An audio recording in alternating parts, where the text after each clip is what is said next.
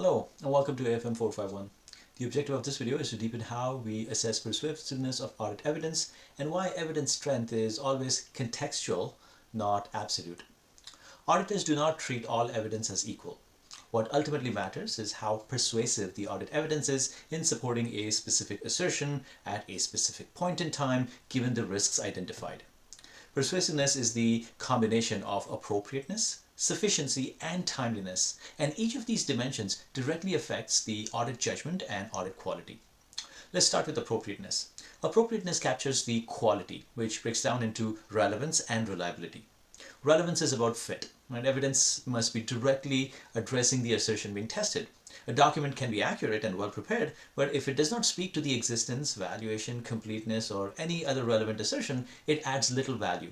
Reliability, on the other hand, is about trustworthiness. This is where the source and the manner of evidence generated matters. Evidence obtained directly by the auditor, in general, is more persuasive than evidence obtained indirectly. When you observe, recalculate, reperform, or independently extract data, you reduce the dependence on management representations. Independence of source also matters. Evidence from third parties with no economic interest in the outcome is usually stronger than evidence generated by the auditee. The qualifications and the objectivity of the source further affect reliability. When multiple independent pieces of evidence point to the same direction, persuasiveness also increases substantially. Internal controls play a critical role here. When controls over data generation are effective, internally produced evidence becomes more reliable. When controls are weak, that same evidence requires heavier corroboration. The auditor is constantly layering these factors while judging how much comfort a particular procedure provides. Now, let's shift our attention to sufficiency. As we've said in the previous video, sufficiency is about quantity, but not in mechanical sense. It's driven by risk. As inherent and control risks increase, detection risk must decrease. And the only way to reduce detection risk is through more, stronger evidence. Adequate sample size matters, but so does how sample is selected. A poorly targeted large sample may be less persuasive than a smaller sample that is tightly focused on high-risk items, unusual transactions, or even periods of heightened judgment. Selection matters because auditing is not about averages. It's about where mistakes are more likely to arise.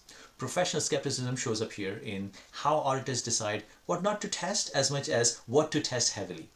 And then timeliness completes this picture. Evidence is stronger when it's obtained closer to the period being audited and when the system conditions have not been materially changed. Evidence gathered too early may lose relevance if processes evolve. Evidence gathered too late may fail to capture period end risks. Auditors must also consider whether controls and systems are operating consistently throughout the period or only at certain points in time. Consider you're auditing a tech company with rapid growth and frequent system changes. Management provides internally generated revenue reports showing stable margins throughout the year. On their own, these reports are relevant, but not persuasive. To strengthen them, you must perform cutoff testing around quarter ends, obtain third-party payment confirmations, analyze post-period adjustments, and even assess whether system changes affected transaction processing and data integrity. If controls were stable and independent evidence aligns, persuasiveness increases. If system changes coincide with revenue spikes, the same internal reports become far less convincing. This is why persuasiveness is never about a single document or procedure. It's about how evidence behaves when stress tested against the risk and source and timing and consistency. Our ability to judge the quality of evidence will sharpen our professional skepticism. It will help us distinguish between strong, defensible evidence and information that requires more verification. Remember, context and source are our tools in crafting sound audit opinion. Thanks for following along. Take care, stay safe, and bye for now.